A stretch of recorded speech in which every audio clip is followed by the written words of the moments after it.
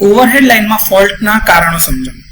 તો જનરલી આપણી જે ઓવરહેડ ટ્રાન્સમિશન લાઇન હોય છે એ વાતાવરણમાં ખુલ્લી હોય છે, જેની ઉપર કોઈ જાતનું ઇન્સ્યુલેટર લગાડવામાં આવતું નથી.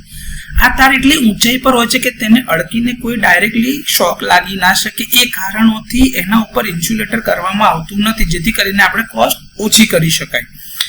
ઓવરહેડ લાઇનના કિસ્સામાં ઇન્સ્યુલેટર ઉપર ખુલ્લા વાહક મૂકવામાં આવે છે. આ ઇન્સ્યુલેટર જ્યારે પંક્ચર થાય છે અથવા તો ઇન્સ્યુલેટરમાં તિરાડ પડે છે ત્યારે કંડક્ટર ગ્રાઉન્ડ થાય છે અથવા તો લાઇન ટુ ગ્રાઉન્ડ ફોલ્ટ સર્જાય છે.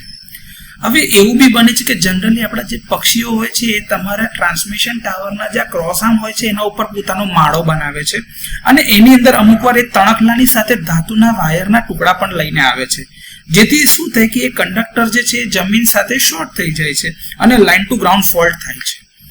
વૃક્ષોની ડાળીઓ પણ જ્યારે લાઇન ઉપર પડે છે ત્યારે પણ શોર્ટ સર્કિટ થાય છે. દરિયા કિનારાની નજીકના વિસ્તારમાં લાઇનના ઇન્સ્યુલેટરની ઉપર મીઠું જમા થાય છે. આના પરિણામે લીકેજ થાય છે અથવા તો ફોલ્ટ થાય છે. ઉપરના જેટલા બી આપણે વાત કરી ટ્રાન્સમિશન લાઇનના કેસની અંદરમાં એ બધાની અંદરમાં મુખ્યત્વે કુદરતી કારણોથી ફોલ્ટ થવાની શક્યતાઓ વધારે છે. અમુક વાર એવું બને છે કે આની અસરના હેઠળ જે તમારા કંડક્ટર જે છે એ ધીરે ધીરે ઘટાતા જાય છે અથવા તો ખવાતા જાય છે અને અમુક વાર વોલ્ટેજનો સ્ટ્રેસ એટલો વધી જાય કે ત્યાંથી કંડક્ટર તૂટી જાય છે.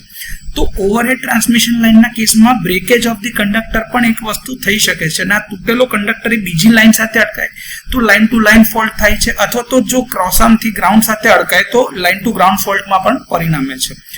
આ બધા કિસ્સાની અંદરમાં ઓવરહેડ લાઇનની અંદરમાં ફોલ્ટ થઈ શકે છે. તો આ થોડા કારણો વિશે આપણે વાત કરી છે જેના કારણે ઓવરહેડ ટ્રાન્સમિશન લાઇનમાં ફોલ્ટ થઈ શકે છે.